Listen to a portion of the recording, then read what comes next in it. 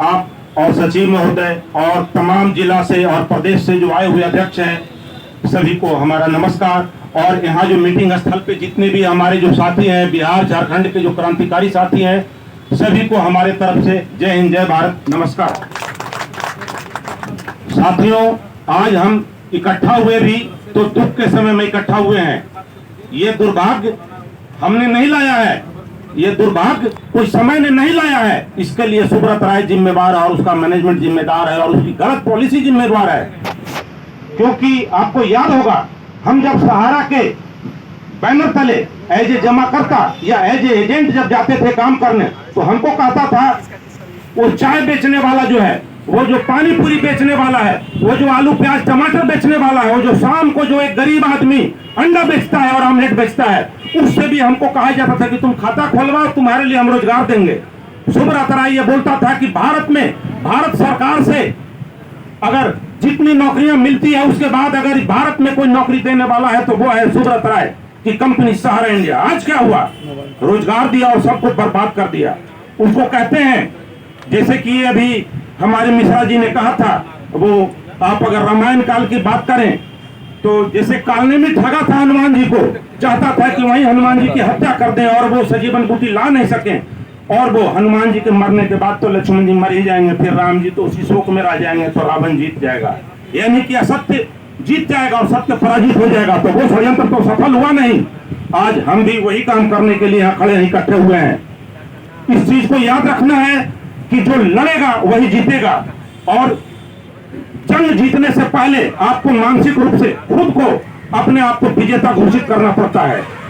आप कहेंगे कि जंग शुरू होगा, जंग में क्या क्या होगा? कुछ नहीं होगा। होता क्या है सब लोग जानते हैं जंग में क्या होता है।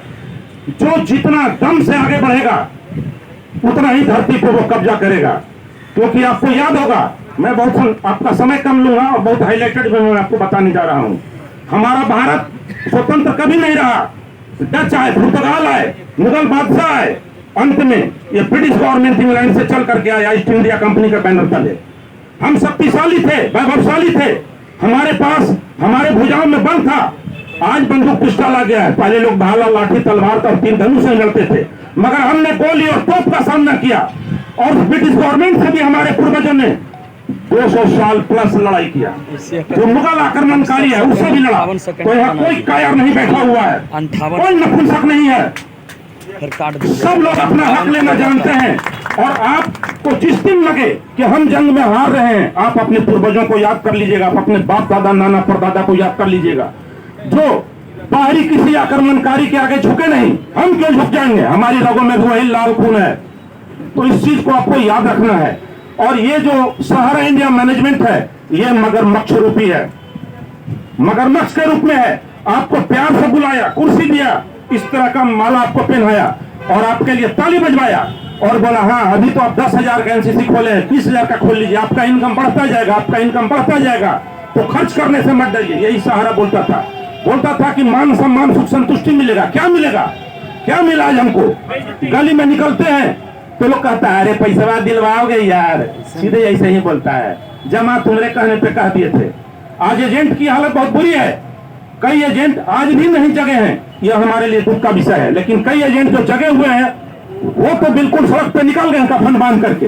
वो जमाकर्ता के लिए अपना जमाकर्ता, तेरा जमाकर्ता, मेरा जमाकर्ता के चक्कर में नहीं है।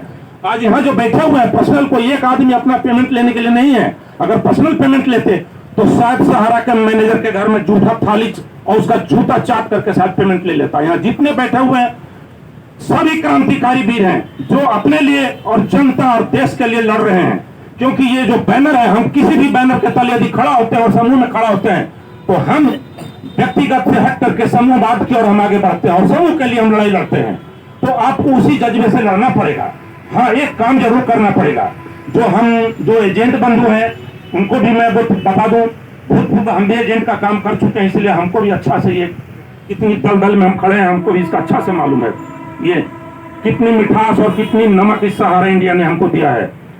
आज ये हालत है कि ब्याह शादी किसी का छठी बारी में आप जाते हैं तो आपको टोका जाता है, सब कुछ आपको वेलकम किया जाता है, सीधे बोलता है पैसा कब दिलवाओगे यार।